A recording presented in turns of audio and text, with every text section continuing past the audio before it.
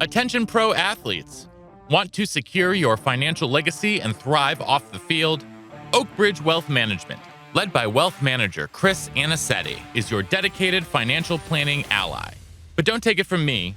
Take it from the Dallas Cowboys' Tyler Biadasz. He says Chris set goals financially and has been incredibly impactful in my journey in the NFL.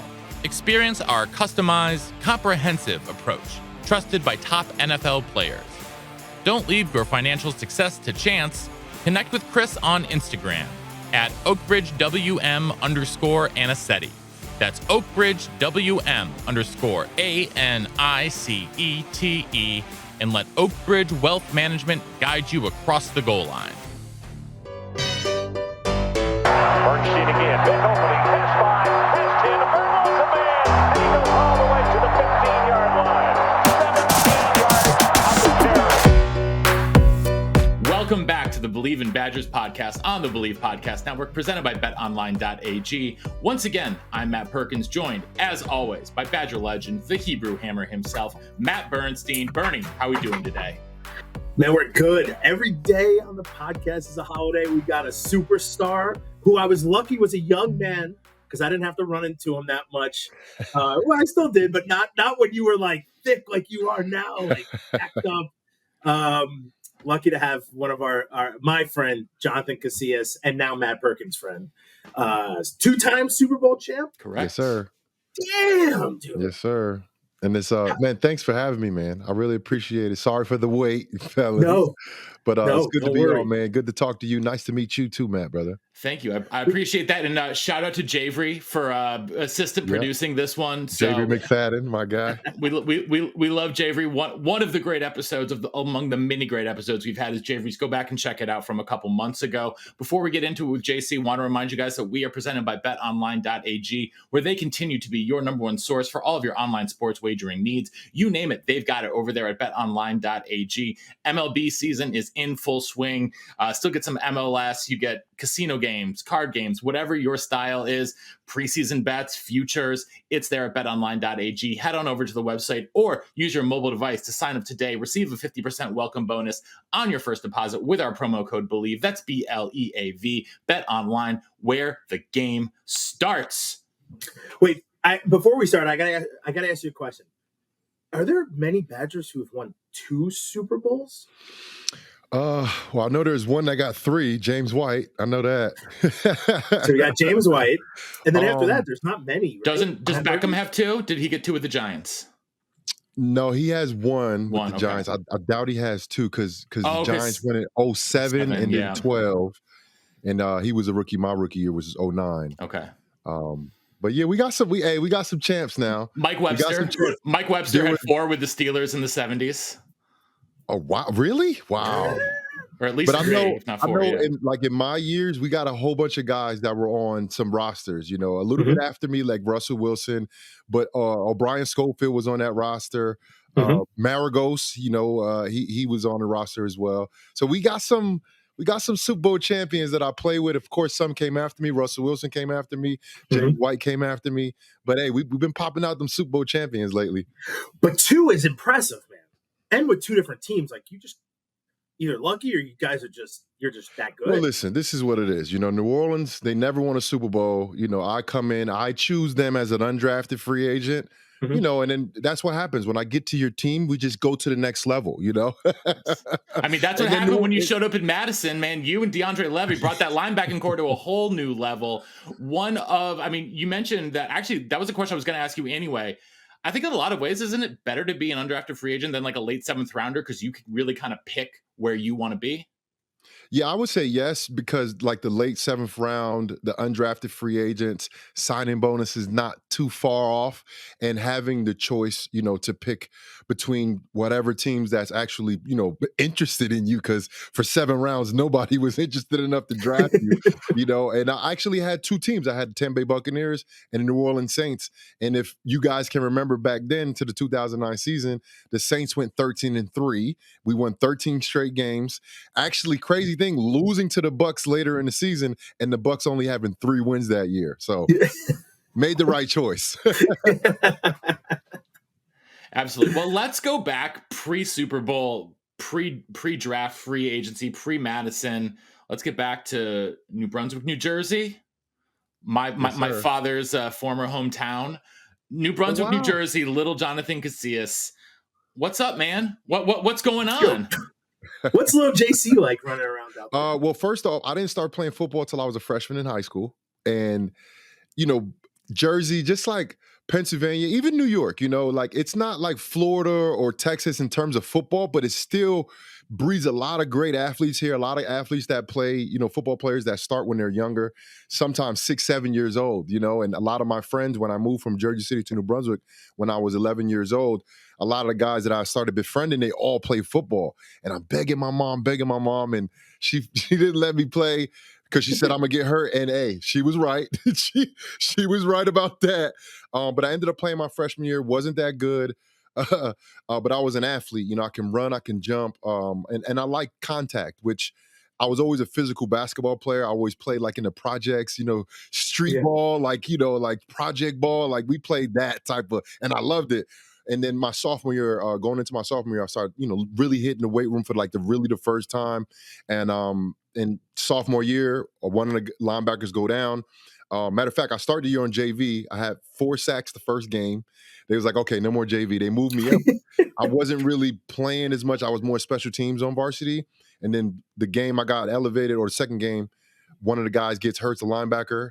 We're playing against the rival the next week, South River, Joe Theismann's old high school. And they beat us the year before by like 30 points. New coaches now for us and a lot better players, and just we always had athletes in New Brunswick. And my first game against South River, our rival, I had 3 sacks against one of the younger, like more talented quarterbacks in the division, and we beat them 60-0. And that was like the start of my career, and I never looked back ever. But I was a 3-sport athlete. I played basketball, all state, and then ran track all state. So I was all state in 3 sports. In Jersey, a little bit of an athlete, Matt. A little bit of an athlete. A little bit. What are you talking about? The competition in Jersey is pretty great in all those sports, and then you're all state in all of those sports. Yep.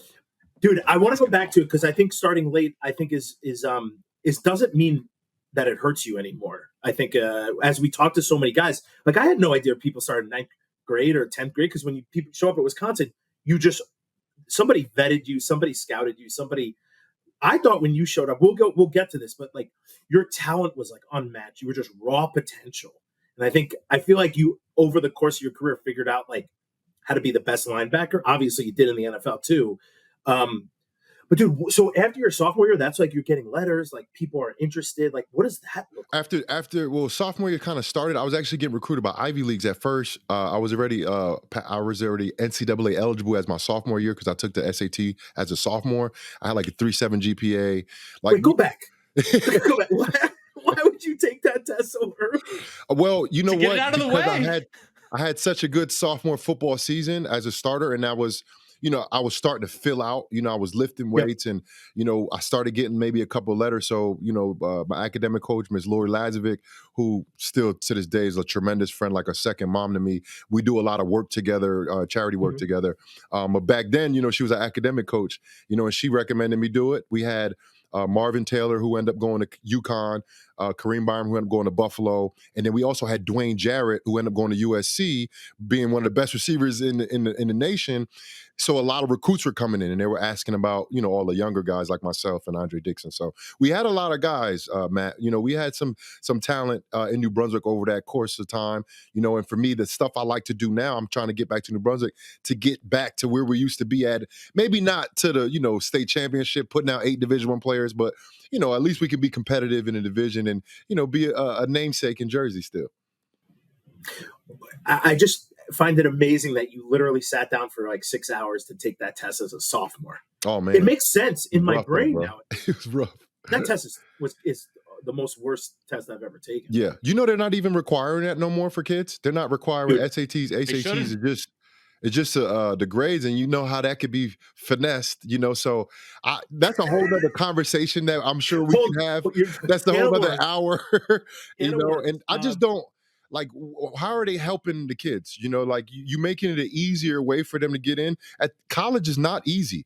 When you get to college and you really have, a minimum of 12 credits, if you're in any type of non like just walk through major, any type of major that's not like a cakewalk, you're going to have difficult courses. You're going to have 4-level courses. You're going to have 3-4 credit courses that are very difficult.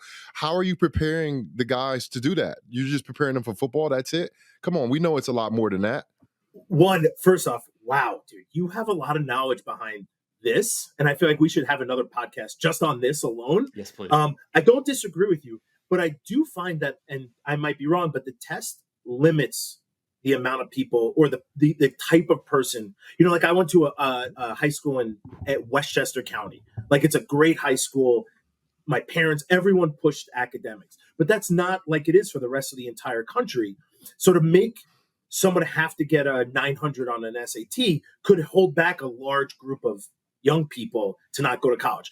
I do think the preparation needs to be there somewhere, but I'm also on the bus of, I want kids to go to college, even if it's for sports, but then they should have academic, what's it called? Like when you're like, got too many D's, academic probation. So I want kids to come in who might not be able to go to the University of Wisconsin, but who can play football, who have tried extremely hard, and let's give them these resources to prove that they can do it academically instead of hold them back. I'm on let's get them in, not just because they can play football, but let's like help them in life. Yeah. No, that's where I'm at. No, but it's not easy. That's a great point. And like you said, we could talk about this back and forth for a long time, but it's always about the type of structure that you're providing for them. And the Badgers had a great advisory program, in terms of like study hall and everything that they did, especially with incoming freshmen, and they stay on top of you. So, like I said, maybe me and you can have a conversation off of this offline and figure out we can help them out in some type of way. You know what I'm saying? Some type of facet, but. Yeah, man, it's for me, these kids are a lot different than us, Bernie. Like me, I was an athlete, but I wasn't as skilled in football. That's why it took me a little while. I was just a very, very good athlete. But like a lot of these kids nowadays, like you're saying, they get the football players in. They're so skilled at a young age now. Like all of these receivers, they're coming into the NFL and they're playing right away. 1,500 receiving yards, Justin Jefferson. Like these guys are coming in ready to go. That means they're starting earlier. They're getting more skilled earlier. But the rest of the stuff got to be around them so they can have some success as well. So first off, I love your knowledge behind this. I think it's so important, and I don't think a lot of people know this stuff. The structure when you get to college is fantastic, but you were there, I was there. Like it's not like perfect. No. You still got guys who fall off and who don't keep up, and it's kind of sad when that happens. We don't can't hold your hand, Matt. They can't hold your hand. Your parents are not around. I agree. There's a lot going on when you show up and you're a football player and you're in a different place. But let's go back to you for 1 second. You're a senior. You're dominating. You're getting letters. Who's on your board? Like, who's the top couple teams that you're like, man, I'm interested in this? So my first, I think, official offer from Division I was Duke. That was the first one. And I was, of course, excited and not realizing they weren't a good football team at the time. But I was like, oh, my gosh, like I was so excited. And then I had a lot of like Big East schools. Crazy thing is, Rutgers, they was at all of our games. They never offered me, which is wild, which is crazy. But I had UConn as kind of like I had a Final Four. I had UConn, Wisconsin. I took a visit to Illinois, and then also Kentucky. I had those 4 schools, kind of random, like bunch, right? No Penn State? Right. No. So listen. So as my senior year was starting in football, I started taking some of my visits, my official visits. I went to UConn, I went to Kentucky, I went to Illinois. But when I got to Madison, and it was in a winter. It was like during finals, so it was real slow on campus. A lot of people wasn't going out. It was probably 8 degrees. It was really cold. And Jersey's cold. New York is cold, but it's not Wisconsin cold. It's at least 10 to 15 degrees colder every single day in the wintertime, right? So I was like shocked a little bit by how cold it was. And then also like it was toned down, especially from you fast forward 4 years later the next year when I was actually on campus. But it just felt like the right place to be. Barry Alvarez was the coach. You had a beast fullback, you know what I'm saying, from New York. Anthony Davis is the running back from Jersey. Like Erasmus James, like they had the star power. Scott Starks, like they had guys that were putting guys in the NFL. They had a great engineering program. I actually started my my education in computer engineering. I don't know why I decided to do that, but I did.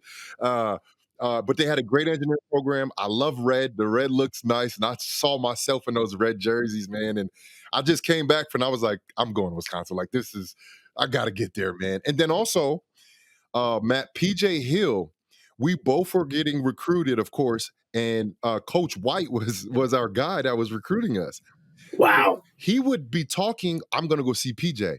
Or I just came from seeing PJ. Me and Coach White spent a lot of time together. And then me and PJ was on our visit together talking. And we was like, bro, what's up? You coming? You know, like, you coming here? And me and PJ hit it off. And of course, people believe in Badge. I'm pretty sure the faithful knows who PJ Hill is, you know, and we were great friends. And I didn't commit with him, but it was kind of like, I know PJ's going. He's an East Coast guy. And when I got there, all of the guys that committed that year, Travis Beckham, O'Brien Schofield, Aubrey Pleasant, Shane Carter, Javery McFadden, like, man, we're still friends to this day, man. And I'm so glad that I committed to Wisconsin. I got to meet you. I got to see what a real fullback was like, you know, on the college level, you know, and then, you know, I love my college career didn't end the way I wanted it to, being hurt and not getting drafted and stuff like that. A lot of BS that Believe me, I know. It happened to me. You know, so it is right. You went through it, you know, hurt and all that, politics and all that stuff, which sucks. But listen, Wisconsin's a great place. The school's amazing. We put on some the atmosphere. Oh my gosh, like people from the Big Ten, they respect the Badgers so much. They're like, man, I love playing, you know, over there. And I'm like, bro, we know how to do it. Our fans do it the right way. They Class A fans, like, just really like what college football is all about, Big Ten football is all about. So when you show up on campus, you've never been to a game day before. So you kick off the 2005 season, and that game was a little close at halftime before Brian Calhoun just ran the doors off of what was it? Was it UNLV? Bowling Green. What is that first game day experience for you like when you hadn't seen that before? So, like I was saying, that was the first time, like, being at a game for Wisconsin, you know, like sometimes you take an official visit. Remember, the week I went, they wasn't playing no games, so I didn't know what to expect. And I'm playing on all special teams as a true freshman. You know, I'm on all 4 core special teams, and I'll run down on kickoff, and you know, now I'm on the sideline watching the defense out there trying to pay attention, but I'm just looking in the crowd like the wave is happening. You know, and you know that whole series of waves is like 15 minutes long. You know, they do the regular wave. It's the whole second quarter. They send it back. They do it in slow motion. They do it fast. They split it in 2. And it's like the most amazing thing I've ever seen at this point of my life. I've never seen anything like it. That many people with the coordination. And, you know, it was lit. It's the first game, so they've been waiting for it. They've probably been drinking since 8 a.m. Like, it was such a great experience. And, like, they had to kind of tell the freshmen to, like y'all got to pay attention, you know, like y'all got to snap back in, you know. So it was definitely something that after the first game I had to get used to, because I can't be looking at the crowd when I'm trying to play some football on the field. Dude, wait, hold on, because we skipped ahead, because my favorite part is from the hosted. Who hosted? Like, I need to know your host story first before we jump into this, and then we got to talk about, like, you show up. Like, it's a hard place to just show up, and then you're going to be you probably know you're going to play at some point during camp. But let's go to the host. Like, what was your weekend hosted like? Who was your host? So Joe Walker was my host. You know, I was anticipating Anthony Davis, but it was finals week. So like I said, finals week is a little different. You know what I mean? Like, it's not, as a regular student, as an athlete, it's a little bit different. I didn't know that back then. I just was enjoying the whole experience. You know, but I was able to meet a lot of guys. Joe Walker, you know, good guy, receiver, you know, plays sparingly here and there, special teams guy. But he was cool, man. And, he was able to show us, you know, the things that we needed. He talked to us a lot. You know, he's a smart guy. You know, he was able to kind of, like, you know, not really sell us, but, like, tell us what's going on, you know, like, give us the 411 and what's going on with the Badgers and what the school really is. So it was a knowledgeable visit for myself. And then, you know, that year, my freshman year, I actually got hurt when I first showed up, Matt, I was wilding. We went to the indoor.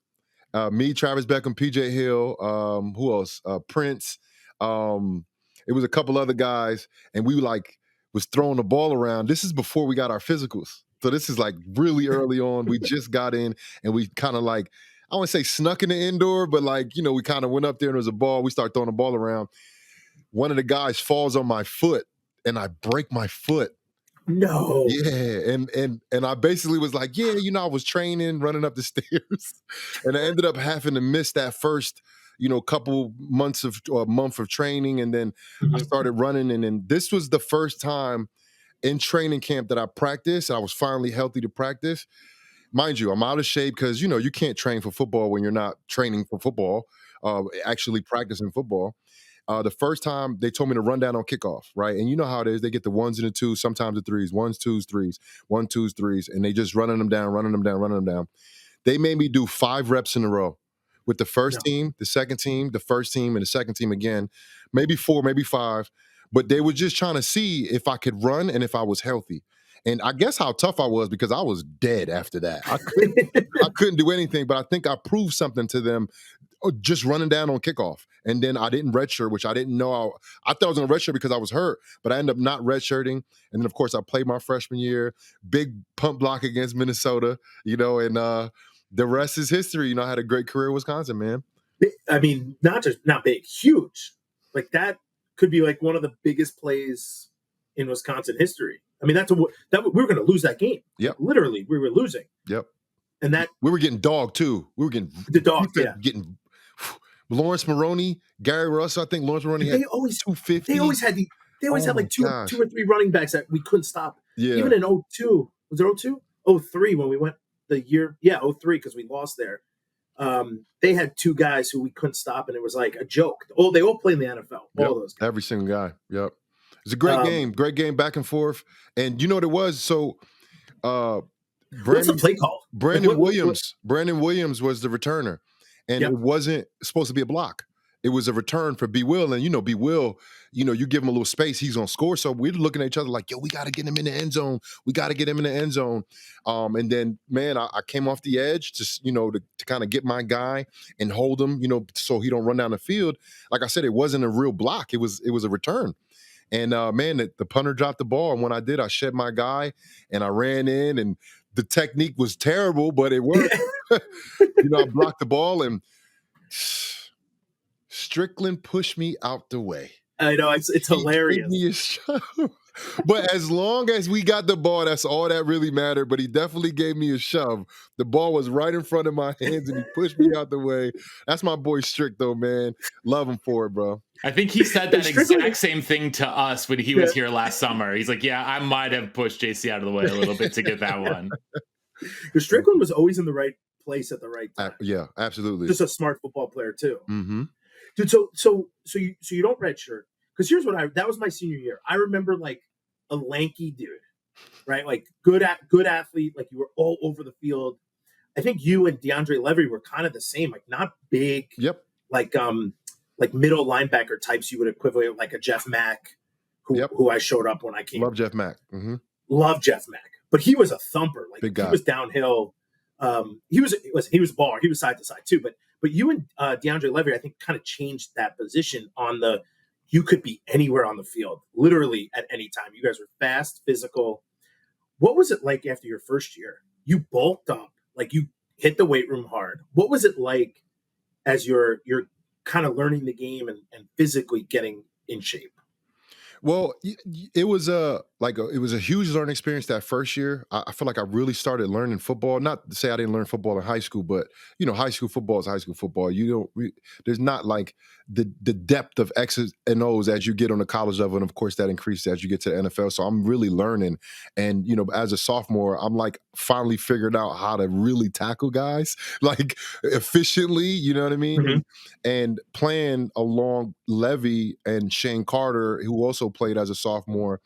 Mark Zalewski was our middle linebacker, and like Zalewski, he ran the show, but like we added a little bit of extra flavor to that outside linebacker position because you didn't really have to take us off the field. On passing situations, I can play as a nickelback basically, and do a lot of things as a nickel safety type of guy, coverage type of linebacker, and then. As we got older in our senior years, me and Dre never came off the field. Dre would, on third down, he would bump to rush end, and I was basically playing that, coverage linebacker across from the nickel, that would able to bump out in space against spread offenses, and we was able to have a great long career for 3 years as starters together, and it's crazy because we're very similar in terms of like size and strength and ability, but our games is so different, But in the NFL, we basically did the same exact thing for our entire career, and it's crazy how everything worked out. Dre ended up being a third-round draft pick, going to the Lions, and basically playing majority of his career there, if not his whole entire career there, if I'm not mistaken. And me, I'm undrafted, but I played, for 4 teams, won a couple Super Bowls, and I'm just so glad that my guy Dre Levy was able to play in the league, and people, because he's not a talkative guy, and like me, I'm the center of attention. That's just how it is. You look at this smile, you know what I'm saying? Like, it is what it is. But Dre was able to have a great career and to look back at being young, 19-year-old sophomores in Wisconsin playing together to having, very elaborate careers in the NFL. I'm very happy and humble for that. Wait, Matt Burns, I got to cut you off real quick. I was drinking beers with Zalewski on Sunday. So I got to ask you. First of all, he's like one of my favorite people. He's in my wedding. He's just a complete bananas boat. Like, he's nuts. What's it like being in a football? Like, he can be serious, but what's it like being in the room with him as like he's the senior leader? He's a two-time captain, I think. I think so. Maybe 2 year in a row captain. Yeah, maybe even more than that. I don't know, but man, Zoo was the guy, and we all. I don't know if y'all remember when he was wearing the Mohawks. We all started wearing Mohawks too. We all was wearing Mohawks. And like, I'll be looking back and people be like, bro, what were you doing back then? I said, that was the style back then. Ocho Cinco did it in the league. Like, that was kind of the trend that was happening back then. But Zalewski was I learned a lot from him, not only for like defensively, schematically, X's and O's in terms of like the defense and how to fit on certain run plays and, where the gaps are and certain, power plays, run through backside A gaps and all that stuff. Tackle. Like, he taught all of that stuff, but then also how to be a leader, and then also how to have fun and enjoy your life.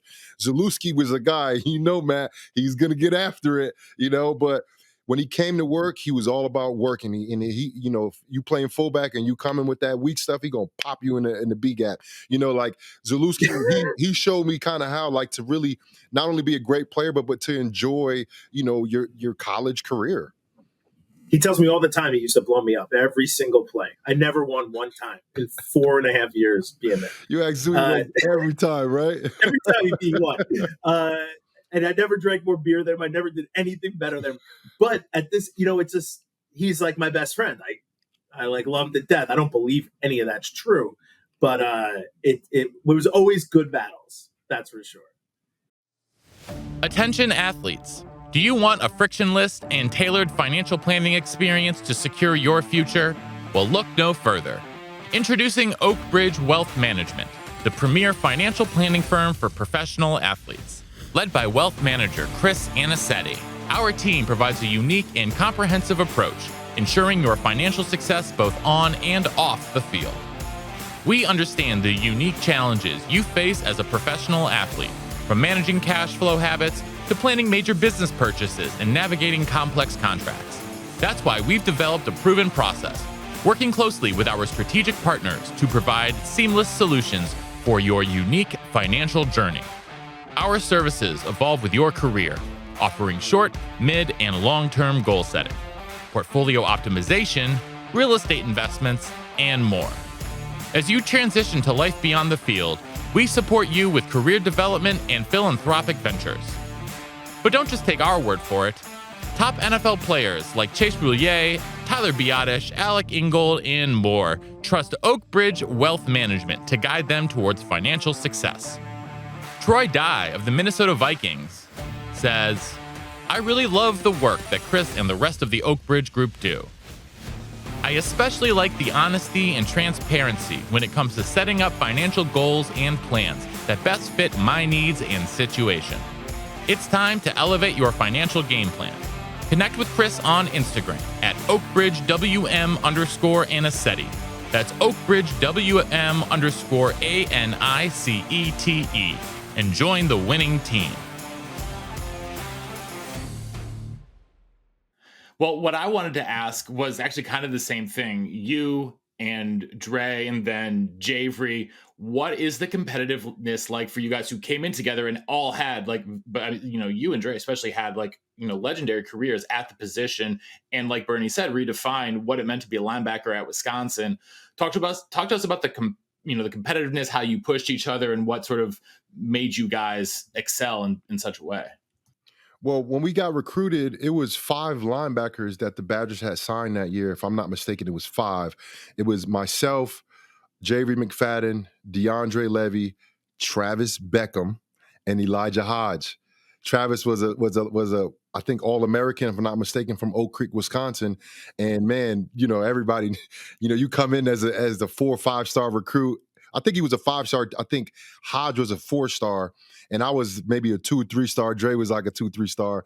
And we come in and we had a lot of respect for each other, and we all pushed each other at practice, and it was very, very competitive as freshmen. And Matt, I tell you, any of us will hit you. We all would hit you. We all were physical guys. Travis had a little bit of a learning curve at that position. I think it was a lot more thinking than he's done, in the past. And then when he started changing positions, and they moved him to tight end, he started flourishing. Man, covering that guy got us better. When Travis moved to tight end, honestly, he did more for the linebackers at tight end than he did at linebacker, because he was such a tough cover, and he was very strong at the point of attack. I don't think he liked blocking particularly too much like Matt. Matt was the bowling ball. He'll hit you in your face. Matt actually liked the ball, though. He actually liked getting the ball, unlike some fullbacks that just want to beat their head against people. Matt actually got the ball. But, learning the position and being competitive with those guys, and then also Dante Sanders and Lamar Watkins, I can't, take those guys away, because I came in as a freshman and they were seniors, and watching them play the game. And I watched Dantes. I think he was a little beat up his senior year, maybe had some shoulder stuff going on, but I watched and learned from him as well. I watched from Lamar Watkins. I watched from look, when you're in an environment like that and you're young, just like when I was in the league on any team I played on, especially when I was younger in my career, I'm a sponge, man. I'm just trying to soak up as much knowledge as possible. And you learn, when you be quiet and you listen, you even notice that there's guys on your level that's beyond you. Like Elijah Hodge, his IQ football was a lot higher than everybody else's, but that's a guy from Florida that's been playing football since he was 3 years old, full pads, you know what I mean? Like, that's what they do in Florida, and as I played in the league, you start noticing them South Florida guys, they're a little bit different than everybody else. They've been playing football all three seasons in high school, since elementary school. Some of them been playing since 5 years old, because they were a little bigger than everybody else and they played when they were 5. So being able to soak up all the knowledge from the older guys and then being competitive with the younger guys and learning from some of the young guys, that was, I think, raised the level of play for everybody involved. You mentioned Dantes. He's another one of my really good friends. It's funny, when they moved him from wide receiver to play, I was like, weak side, I'm going to kill this kid every day. Like, I feel bad for him. Well, he was like, 215, maybe 220. But he's a guy who figured out how to play his position, not being the biggest guy. And then he was all over the field. Like, he made tackles everywhere. And you're like, how is this guy getting there? Listen, he was downhill. Like, if you're running Bob or, an ISO at him, he's not that guy. Like, he should just, what he was doing was cutting people. And that's a smart thing to do. But in practice, you couldn't cut me, which was, to me, like the stupidest play. We kept running towards him. So what you're saying, you was kicking his ass, huh? Listen, he'll tell you the truth. It's not fair. It was 265 against 215. Like, it's not a fair. Listen, I'll tell you what, Jeff Mack kicked my butt every time we did an ISO towards him. I couldn't block Jeff Mack. I tell him to this day. So it's Jeff Mack's fault what you were doing. You were taking it out on Tez. No, sorry, Tez. It's Jeff Mack's fault. It's That's like funny. You got that mental. It just comes back in a different way. Oh man, but I think like that has something to do with what you're saying is that you were able to do all these other things. I think learning from a Zalewski, whose game is very different from a Dantes, is very helpful. And then you're right, with all this competition, like people have to rise to the top. And that sounds so corny, but like that is exactly what it was. I didn't know you guys came in with 5 guys. Those are some pretty solid names. Yep. Those are man. You know, a couple of us played in the league. You know, Travis, myself, DeAndre Levy, and O'Brien Schofield. We all had pretty substantial careers in the NFL. Garrett Graham too. Yeah. Oh, yeah. But I mean, we got more guys than that. I was just talking about from that linebacker class, you know. And, you know, Travis, man, I feel so bad for him because he got hurt his first year in the NFL, if I'm not mistaken, in the Super Bowl with the Giants. And I think that kind of hindered his career because, man, Travis was so good, Matt. When he moved to tight end, he was so good at tight end, man. And, you know, that's one thing that I look back and be like, man, if he didn't get hurt, man, with how he played, he might still be playing now because now all of the best tight ends look like Travis Beckham, you know?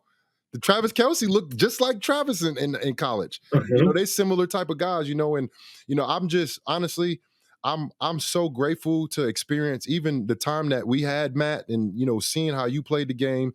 And, like, man, I went against Craig Urbick all the time, Eric Vanden Heuvel, like, you know, Joe Thomas was there. I watched him, you know, and it was so many guys that I was able to absorb knowledge from and watch the greatness of some of these guys that ended up being, you know, all-time great players and great Badgers. So what was it like then transitioning? You know, you didn't get drafted, but what was it like training for that, knowing that that's a possibility? Like, how exciting is that? For the draft? Like going into the NFL? Yeah. Oh man, it's you know, I was hurt, so it was very difficult. You know, it was definitely a difficult time for me in terms of like my future. Like it was up in the air. You know, I didn't finish my senior season and I was preseason All-American, all that good stuff. And I ended up playing the whole season hurt on a bad knee. You know, I didn't put out the year I wanted to. Now I'm going to the draft, like, you know, like not having my best year, like literally the worst year I've ever had because of, you know, an injury and the training. And it was a lot of anxiety. I'm not an anxious person, but during that time in my life, I was definitely had some anxiety, you know, and, you know, ended up working out. I went undrafted. Draft day was long, you know, especially I was supposed to get drafted high, you know, but then I made the right decision. I picked the New Orleans Saints, you know, out of a couple teams, like I told you guys earlier, you know, and I look back at everything that I went through from like my senior year on, like the kind of the hardships, and I feel like it made me so much more tougher. And then going undrafted made me play with a chip on my shoulder, you know, and you know, I was able to extend the career for 9 years in the NFL. You know, and, you know, I'm so grateful to go through the things that I went through, you know, to get to where I'm at right now, you know, and that includes my whole entire 9-year career, my 4 years at Wisconsin, you know, and even, you know, since then, you know, the things that I'm trying to do and connect with football players and people and, you know, like, believe in Badgers. I've been trying to check you guys out and see what you guys been doing. You know, I love the interview you guys had with Bob, the truck driver Bob. You know what I'm saying? Like that was awesome. You know, but like I'm still learning. I'm still soaking up everything. And I think when I landed on the Badgers and I landed on campus for the first time, I think that was the first time I really started, you know, trying to expand my horizons and really try to, because you get guys from different parts of the country, you know, and you got to start learning people in different cultures and different accents. You know, them Florida boys got them heavy accents. And that's when I really started being open to everything, you know, everything that came to me. And that's outside of football. That's bigger than football. That's just life in general. And I think with that group of guys, my freshman year, I was able to do that with. And I feel like I've been flourishing ever since then. Wait, go back. I think I like that you touched on learning about different people. You know, I think I don't want to go too deep into this because there's another podcast, but the world is crazy. And I think sports transcend all of this stuff. What's it like, dude? We're from the East Coast, man. It's a different thing showing up to Madison, Wisconsin. Dudes were coming in at like 6 a.m. in full camo with the orange, you know, jacket on. I'm like, what the hell are you guys doing? They're like, were you hunting? I'm like, what do you mean you're hunting? Like, so some of these things are such foreign concepts, but touch on that for a second, because you really do come in and it's a completely different place. Yeah, for sure. And me going from where I'm from, I'm from, low income area, minority area. I I don't think I had a white student in any of the schools I've ever been to at that point, and I get to Wisconsin, it's demographic is totally flipped, on the other end. And then you get other guys coming from different places. And I got a fun story. Javery Hodge, the freshman guys, we were all out. It was snowing, not too far off from Jersey. I'm familiar with the snow, So we're having a snowball fight. We're packing up snowballs and we're throwing them. We're packing up snowballs and we're throwing them. Javery was grabbing snow and just throwing it. And we just was like, bro, what are you doing? He's like, I'm throwing snowballs. I was just laughing because he's never seen snow before. That's so funny, and it for me, it was a culture shock, but it was also like it was like a cultural awareness too. Now you're aware because I never left Jersey really besides my visits. I never really stayed anywhere else. I didn't really know nobody but New Yorkers in New Jersey, people from New Jersey. Like I didn't know nobody else. I couldn't understand the Florida guys' accents when I first got there. I didn't know what a brat was when I got to Wisconsin. Like you just learn so much, and I feel like because I was able to step away from what I was comfortable with in Jersey and literally go to the middle of the country where people don't even know where Wisconsin's at on the map over here in New Jersey and New York. And such a culture shock, but then the ability I feel like to adjust and adapt, and like I said, being open to that, I think that just helped me, change my perspective on life and my perception on how I brought all information and people and intellect and all of that stuff in, because you just got to be able to accept things that you're not used to and things that are different.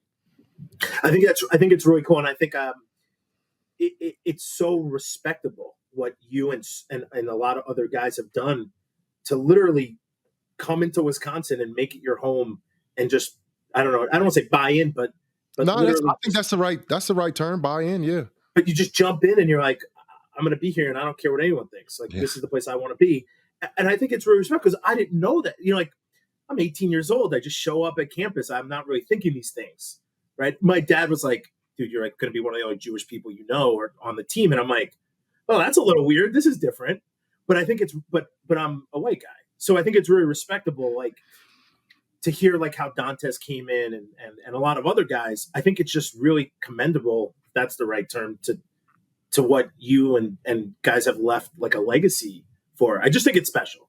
Only because but you're including yourself in that too, Matt. Like I do. Yes, Hall of Fame is that what am I right about that? Yeah, See, yeah. There's one of those. Yeah, I didn't even know that existed. Listen, nobody else does either. I had to put it on my LinkedIn just so somebody will know what it is. Oh man, hilarious. No, I just think it's really special, and I don't think a lot of people understand that, and I didn't think I did until I'm now a 40-year-old guy doing podcasts and hearing people's story, and I'm like, wow, so much different than my experience. Yeah.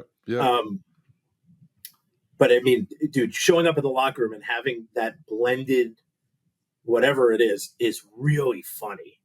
I mean, it just is a good time with dudes who hunt, dudes from the South, like all the Florida guys. B. White, like to talk to B. White for like half an hour, you're like, man, I got like every other word.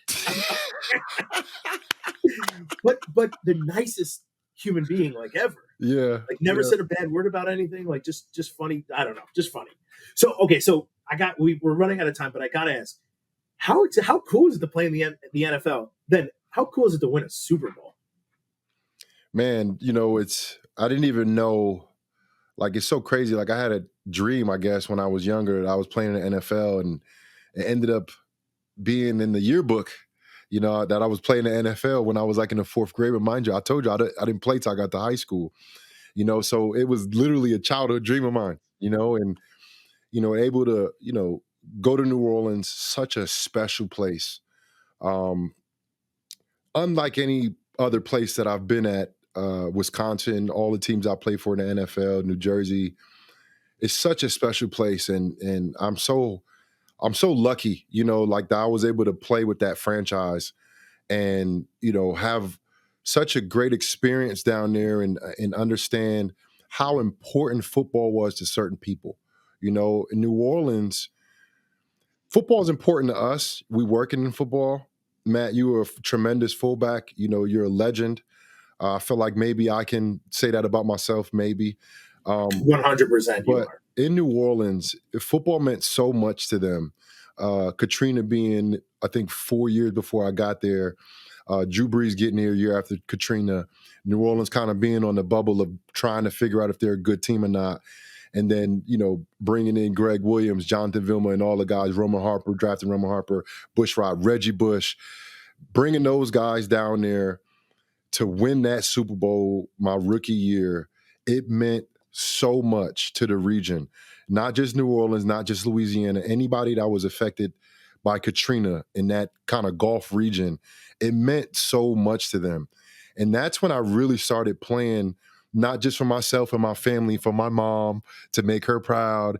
You know, you start playing for a region of people, people that believe in you, people that make you believe in yourself, and you don't want to let them down. You know, so I was so grateful to be able to start my career in a place like that, because New York is totally different. Yeah. You know, you lose a game in New Orleans, you go out, you know, they're like, oh, baby, you lost. Don't worry, baby. We'll take care of it, right? New York, you lose a game. They're What are booing you you. doing out? You know, Yeah. you shouldn't show your face. Like, you know, like New York is a whole different ball game, you know. So the respect and appreciation that I have for the you know, the region of Louisiana and that region down there, being able to start my career down and learning. Like I said, I'm a sponge, Matt. I feel like I can do anything, you know, and me being able to adapt. I think it was a great stepping stone, and for me to be able to be down there and win so early, and then kind of knew what greatness looked like at a young and early age on that level, and able to kind of, you know, take that throughout my career. And when I was the captain my last couple years with the Giants, I had some great leaders that I've learned from. You know, Drew Brees, even Tom Brady. I shared a little bit of time with him, you know, and being able to kind of like finish my career back home from everything that I've learned, the hardships in Wisconsin, what I've learned from Wisconsin, the hardships throughout the league, missing a year here on IR, and learning from the greatest players to ever play the game, you know, being able to finish my career home. I look back on my career, and, you know, and I'm humbled by it, you know, because I was an undrafted free agent. I was a guy who started playing football when I was 14, you know, and I did have a pretty good career in the NFL and a pretty good career as a Badger as well. And it allowed me to do a lot of things that I'm doing now, like the philanthropic work, because of the platform that it provided me with. And like I said, I'm just so grateful and humbled by it. So I want to get to your philanthropic work in just a minute, but first, I was in New Orleans for Mardi Gras right after you won the Super Bowl. I was at the parades where you guys, where Drew Brees was the headmaster. I forget which parade it was. I think it was like 3 of them, but that was my first and only Mardi Gras to this day. Oh, you didn't have to go to no more, baby. No, because here's the thing. one. It couldn't have been better. Like, I cannot imagine that there was a New Orleans Mardi Gras experience like, because it was like a week after y'all won the Super Bowl. And I had driven down from New Hampshire to New Orleans to be there. What? Oh, snap. Talk us through the celebration after you were one of the heroes of the game, recovering the fumble to start, the onside kick to start the third quarter. Talk us through the celebration and what that was like as a rookie. Man, oh man, it was unreal. You know, the night of, you know, I didn't even know what was going on. Like, I didn't realize what I did. You know, I didn't realize how crucial that was for us actually winning that game against Peyton Manning and the Colts with Dwight Freeney. Like, they had everybody over there. And man, it was such a great, like I said, the region, like man, you felt it. You felt it. You felt it after, even when we went to the Super Bowl, meaning we played Minnesota Vikings, Brett Favre, Adrian Peterson at home in the Dome. Garrett Hartley kicked that game-winning field goal in overtime. And oh my gosh, man, ever since then, like, we left. It took us 2 hours to get 10 minutes away. Like, and it was a party the whole time, man. And such a great, oh man. Oh, I got a great story. Ring ceremony. When we got our rings, May, June, whenever we got our rings, we the first time New Orleans ever won a Super Bowl, and maybe the only time they will ever win a Super Bowl, hopefully not, we'll see. But we got our rings, and I was with Anthony Waters, who was also a linebacker, and he had this idea that let's drive up Bourbon Street. And I don't know if you guys know, Matt, you were there. I don't know if Bernie, you were there, but you can go up the first street on Bourbon, but you got to turn off on Iberville, which is the second cross street. They barricade everything else, so you can't go up the streets. We were driving up, and we was playing this Gucci Mane song called "Everybody Looking." Everybody looking, and we got our rings, so we got our hands out the windows, bumping this, and he got like one of them down south guys that could turn their music up, and you could hear it from 10 blocks away. That's the type of system he had. It was turned all the way up, and we're bumping, coming up the street, and now we got like a little bit of a crowd kind of with us, as we're going up the street. And they moved the first barricade. Now we on a place we're not supposed to be at, driving up Bourbon Street. It's a lot of people, but people moving out the way, and they realizing like, oh my God, that's the Saints players. They got the So we got like a whole brigade of people going up. We see a cop in the middle of the street, like cursing at us, like, what the heck are you guys doing? Stop right now. Stop right now. What are you doing? As soon as he gets to the car and sees the rings, he was like, oh, snap. Tommy, look, they got their ring. He's calling over his partner. They take pictures and stuff. Tommy, move the barricades. Go ahead, fellas. Go ahead, have fun. Now I'm standing out the sunroof now. I'm jamming now. And that's awesome. We have a meeting the next day, right? A regular team meeting.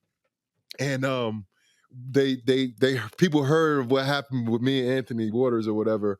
Drew Brees comes up to me. He says, I was on Bourbon last night too. I saw y'all, but I want to thank y'all because y'all took all the attention away from me. Drew had his hat on, was walking on Bourbon Street. Nobody saw him because everybody was looking at us. Bro, that was, that's wild. I mean, that's such a like I'm never gonna ever forget that. Like, it's such like memorable moment, man. We were kings of the world, man. A little different than driving up State Street on like a scooter. That's Wisconsin. Like, that's like athletes driving up State Street on a scooter go hand in hand, right? Almost the same. Well, we've only got a couple more minutes.